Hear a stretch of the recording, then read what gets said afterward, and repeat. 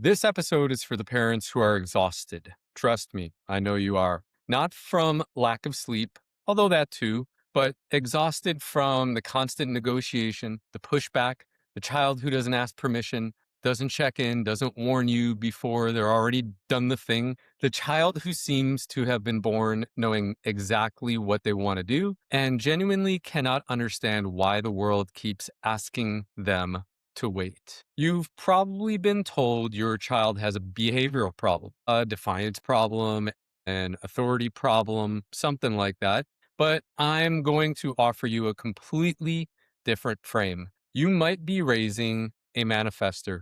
And if you are, almost everything you've been told about how to parent them is wrong. I'm Chris Kadowski. This is the Type Files. Let's talk about your manifestor child.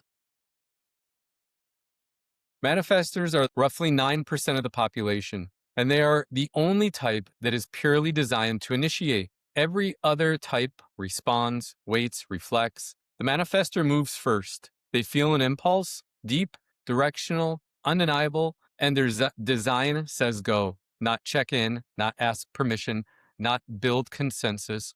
Go. This is not a personality quirk. This is not poor impulse control.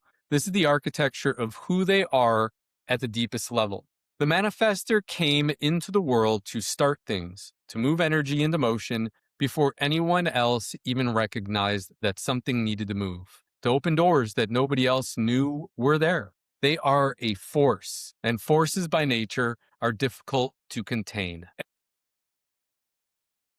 Every human design type has a particular aura, an energetic field that extends beyond the physical body and interacts with the world in a specific way. The generator has an open, enveloping aura, warm, magnetic. People want to be near generators. The projector has a focused, penetrating aura, sharp, precise. It sees into things. The manifestor has a closed, repelling aura. I know that sounds alarming, so let me explain what it actually means. The manifestor's aura doesn't draw people in, it creates space. It signals to everyone in the field that this person is a force unto themselves, that they don't need the same things other people need, that something significant is happening here and you'd better pay attention. Children and adults alike feel this. They can't always name it, but they feel it.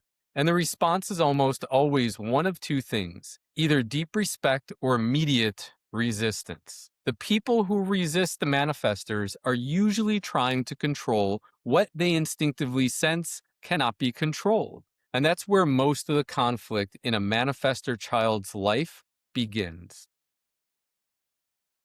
Let me be direct about something. The manifestor child is the type most likely to be labeled difficult, most likely to be sent to behavioral specialists, most likely to be medicated for things that are not disorders, most likely to have their essential nature systematically dismantled by institutions that were not built for them. Because here's the truth about the manifestor. They cannot be controlled. Not really, not without cost. You can contain them temporarily. You can create enough external pressure that they comply on the surface. But beneath that compliance, something is building: pressure, rage, a profound sense of wrongness that they can't articulate but feel in every cell. The controlled manifestor doesn't become well behaved, they become a pressure cooker. And eventually, at home, at school, in adolescence, in adulthood, that pressure finds a way out, usually in the most disruptive way possible. This is not inevitable, but it's what happens when you spend years trying to make a manifestor into something they were never designed to be. The alternative is not permissiveness. It's not letting them do whatever they want with no accountability. The alternative is understanding what they actually need and parenting from that understanding instead of from fear of the force you're looking at. Every human design type has a strategy, the way they're designed to move through the world that keeps them in alignment and keeps the people around them from constantly being disrupted by their energy. For the generator, it's respond. For the projector, it's wait for the invitation. For the manifestor, it's inform, not ask permission, not seek approval, Inform. Tell me what you're about to do before you do it. This is the single most transformative shift you can make with a manifestor child. And it's also the one that most parents get wrong because they confuse informing with asking. They are completely different things. Asking permission says, I need your approval to proceed.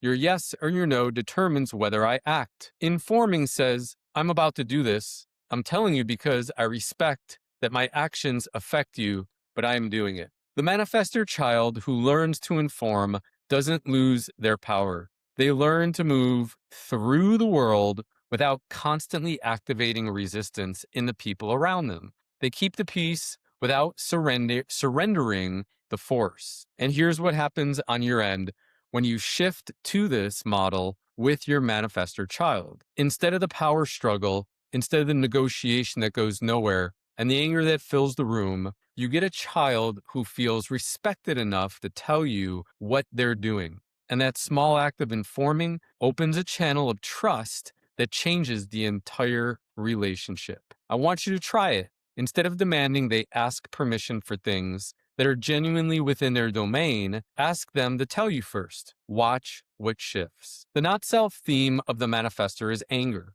not frustration like the generator, not bitterness like the projector. Anger, clean, immediate, undisguised. And manifestor anger almost always have the same root. They feel controlled. They feel stopped. They feel like the force inside them is being held down by someone or something that has no right to hold it.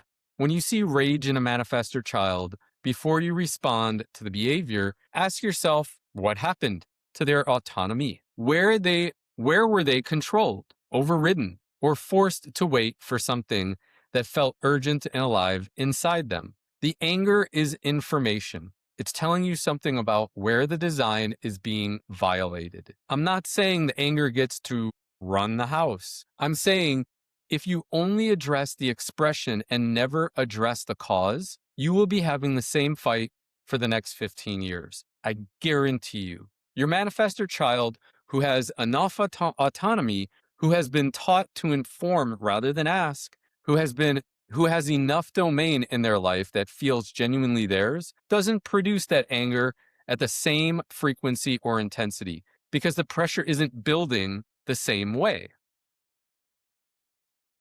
Like the projector, the manifestor child and the school system are not a natural fit. School is a system of constant permission. Raise your hand, wait to be called on, ask to use the bathroom, stay in your seat, follow the schedule, don't move until you're told to move, etc., etc. For a generator child, this is manageable. For a manifestor child, this is a daily assault on their fundamental design. The manifestor child in the classroom is constantly being asked to do the one thing their design cannot comfortably do: wait for external permission to act on an internal impulse. The result is either a manifestor who becomes disruptive, trying to move at their natural pace in a system that won't allow it, or a manifestor who shuts down completely, who learns to suppress the impulse so thoroughly that they lose access to it entirely. The shutdown manifestor is actually more concerning than the disruptive one.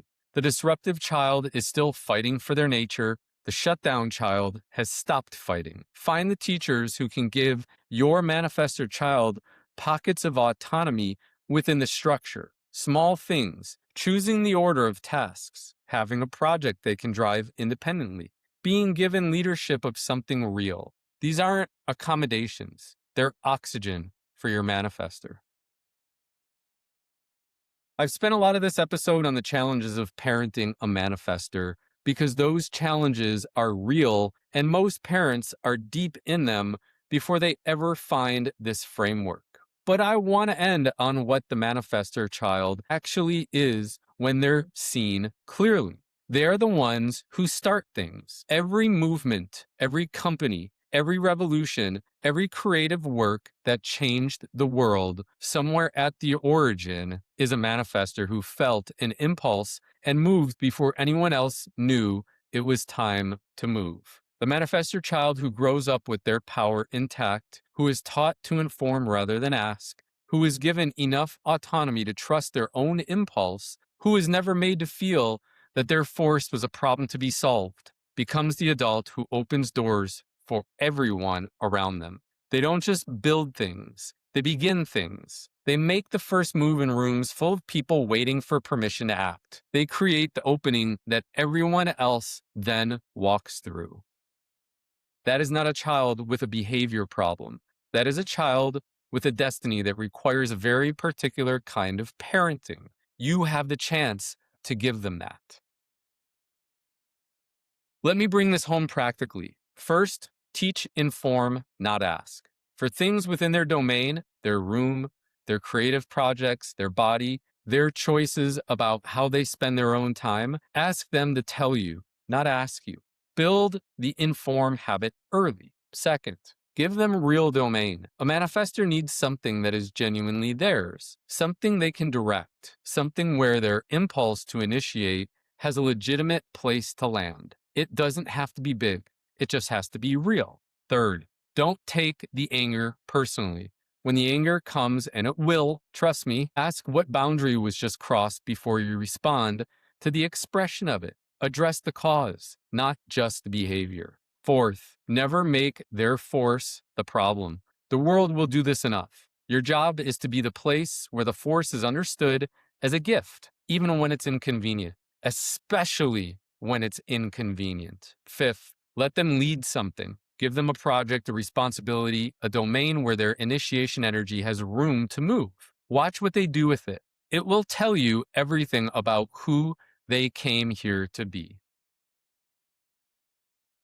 The manifestor type is the beginning of the story, but your child's specific soul print goes into the precise expression of their design, their particular authority, their profile, the way their specific astrology intersects with their human design, and the soul themes to create something that exists nowhere else on Earth. Because there is no generic manifestor, there is your child with their exact blueprint, their specific gifts, their particular way of moving force through the world. That's what a soul print captures, not the type, the person. If you want your manifestor child to grow up with a book that honors their force instead of explaining it away, the link is below this video. In the final episode of Season 1, I'm going to cover the reflector, the rarest type in human design, making up less than 1% of the population. If you have a reflector child, you already sense that you have been given something extraordinary and unusually difficult to understand.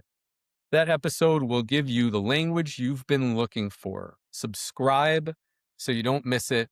And if this episode gave you something, if it reframed the child you've been struggling to understand, share it with the parent who needs it most. You know who that is. I'll see you in the final episode of Season 1.